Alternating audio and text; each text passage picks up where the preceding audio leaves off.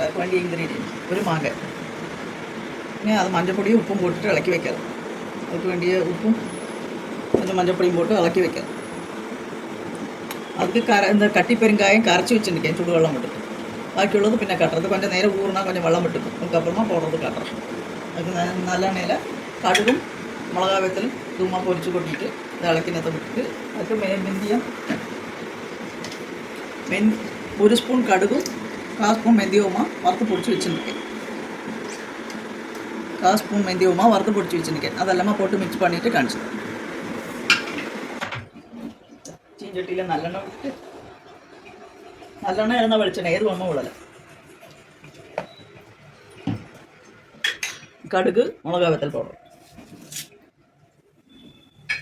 அது போட்டோம். கறிவேப்பிலை போடுறேன். கறிவேப்பிலை போட்டு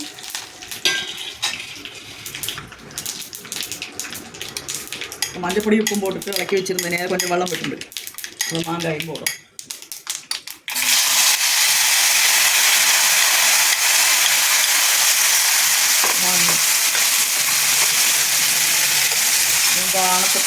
അടുപ്പ് അണക്കത്തിന് മുളകാപ്പൊടി പോയി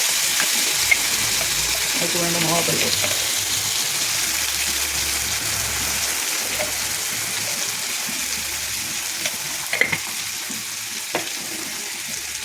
ഒരു സ്പൂൺ കടുകും ഒരു 1/4 സ്പൂണും വെന്തയമാ വറുത്ത് കുറകറാന്ന് പൊടിച്ച് വെച്ചിരിക്കണം. ഒരുപാട് നൈസാണ് പൊടിக்க വേണ്ട, കുറകറാന്ന് പൊടിച്ചു അதையும் അതിൽ പോടും. എല്ലാം ഇളക്കിയിട്ട് കട്ടി പെരുങ്കായം നന്നാ തിളച്ച വെള്ളത്തിൽ കലക്കി വെച്ചിരിക്കேன். അதையும் വിടും. എന്നിട്ട് അടുപ്പ് മൂട്ടിക്കും. അടുപ്പിൽ വിട്ടിട്ട് നന്നാ ഇളക്കാറ്. ചിന്നതാ സിമ്മിൽ വെച്ചിട്ട് കൊഞ്ചം ഒന്ന് ഇളക്കാറ്. ഇതെല്ലാം ഇളക്കിയിട്ട് ഒന്ന് റെഡി ആയിട്ട് കാട്ടറേ. ചെനച്ച മാങ്കായ എടുത്തിട്ടുള്ള മാങ്കാ കറി സൂപ്പറാണ് റെഡി ആയിച്ചു. 10 മിനിറ്റിൽ വേഗമേ